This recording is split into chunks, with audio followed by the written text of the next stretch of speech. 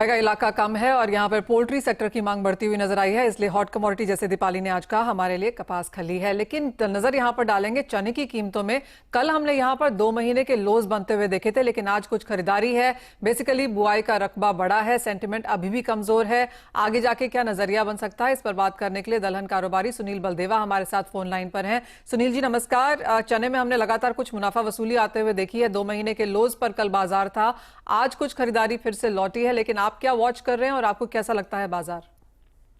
नमस्कार मनीषा जी, जैसा मैंने आपके इसी चैनल में बोला था कि 5400-5500 जो है वो चने के ऊपर के भाव हैं अभी हाल फिलहाल के लिए, वही आपने देखने को मिला है। 5400-5500 से मार्केट वापस जो टर्न हुआ है वो फिजिकल मार्केट एमपी का जो नाफेड का माल है वो 4900 तक बिका है, लेकिन कल उसमें खरीदारी दिखाई दी थी। इसके 2-3 कारण थे। एक तो दाल में कई दिनों से डिमांड रुकी हुई थी, वो डिमांड आई है।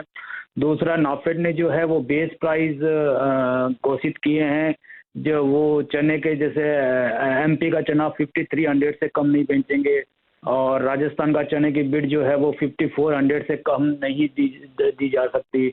ऐसे ही कर्नाटका और आंध्रा की अलग अलग स्टेट में क्वालिटी वाइज उन्होंने जो है एक बेस प्राइस बनाया कि इससे कम की बिड आप जो है वो नहीं दे सकते। इसने भी बाजार पे रिएक्ट किया है, क्योंकि एक नाफेड ही है जो सप्लाई कर सकता है मार्केट में। और मार्केट में बाहर यदि हम प्राइवेट की बात करें तो न एक्सचेंज में माल है और न प्राइवेट मल्टीनेशनल और ट्रेडर के पास माल है। तो मुझे लगता है कि नाफेड क्या सेल करता है इसी पे मार्केट चलेगा। जहां तक नई क्रॉप की बात है, हाँ डेफिनेटली अभी तक सोइंग ठीक चल रही है, लेकिन साउथ में चूंकि फसल लेट है 20 से 25 दिन, तो मुझे लगता है जनवरी मंथ तक चना जो है वो प्रेशर नहीं रहेगा। जब तक एमपी का चना आएगा मार्च में, तब तक चने की किल्लत दोबारा देखी जा सकती है, क्योंकि 15 दिसंबर के बाद एक चने की दोबारा डिमांड आती है जो होली तक रहती है।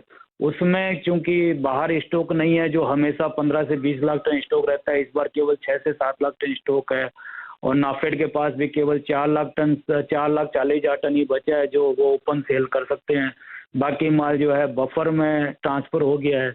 ये जो बफर में ट्रांसफर हो गया है वो दो बातों के लिए हमें सोचना पड़ेगा कि या तो पीएमकेजीवाई सरकार बढ़ाने का सोच रही है या फिर सरकार बढ़ती कीमतों को लेके बहुत ज़्यादा सचेत हैं, तो बफर स्टॉक को अपने को मेंटेन किया हुआ है। तो दोनों ही सूरत में ओपन मार्केट में वो माल नहीं आ पाएगा। तो मुझे लगता है कि जनवरी और फरवरी में एक चने में दोबारा तेजी देखी जा सकती है, जो कि पिछले भाव को भी 5400 के भाव को भी जो शायद पार कर सकती है।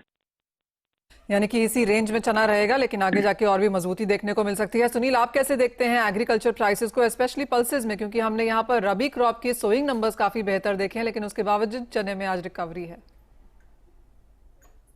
हायर सोइंग नंबर्स हैं, बट आउटपुट अभी भी उतना ज्यादा कॉन्फिडेंटली नहीं बोल सकते हैं कि बहुत ज्यादा आएगा। और जो नया क्रॉप है उसका आवक भी 3 से 4 महीना दूर है।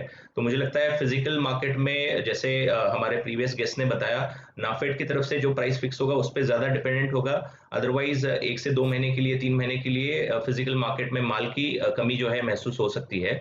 तो शॉर्ट टर्म में फेस्टिव डिमांड के एकदम से कम होने से भी प्राइसेस में करेक्शन हमने रिसेंटली होते हुए देखा था। बट एक टेक्निकल पुल बैक जो है हम एक्सपेक्ट कर रहे हैं। 5190 के रेंज में अगर चना मिलता है, खरीदना चाहिए, जो कि हाजिर भाव है।